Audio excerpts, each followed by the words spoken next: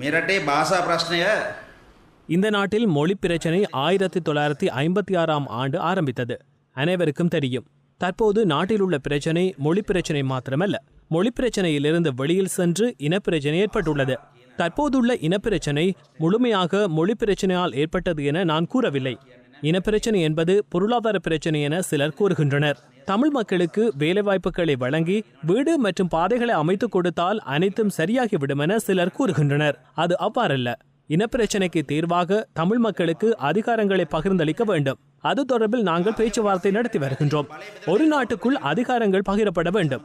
ஒளிந்தோடி விளையாடாமல் நேரடியாக பணியாற்றுகின்றோம்.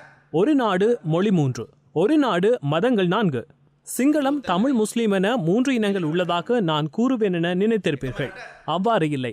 இந்த நாட்டில் 21 இனங்கள் உள்ளதாக எனது அமைச்சில் பதிவு செய்யப்பட்டுள்ளது. ஆகவே ஒரு நாடு 21 இனங்கள், ஒரு நாடு 3 மொழிகள், ஒரு நாடு மதங்கள் 4. மொழி என்று கூறும்போது சிங்களம் மற்றும் தமிழ் ஆகியன அரச கர்ம மொழிகள். ஆங்கில மொழி உரையாடல் மொழி. இந்த 3 மொழிகளும் அரசியலமைப்பில் உள்ளடக்கப்பட்டுள்ளன. மொழிக் கொள்கை தொடர்பில் எந்த ஒரு வாத பிரதிவாதங்களும் இல்லை. மொழிக் கொள்கை ஒன்று உள்ளது. 1-2 தொழில்நுட்ப பிரச்சனைகள் காணப்படுகின்றன. அவற்றை புதிய அரசியலமைப்பில் திருத்தம் செய்வோம். சிங்கள மொழி அரச கர்ம மொழி என்று குறிப்பிடப்பட்டுள்ளது.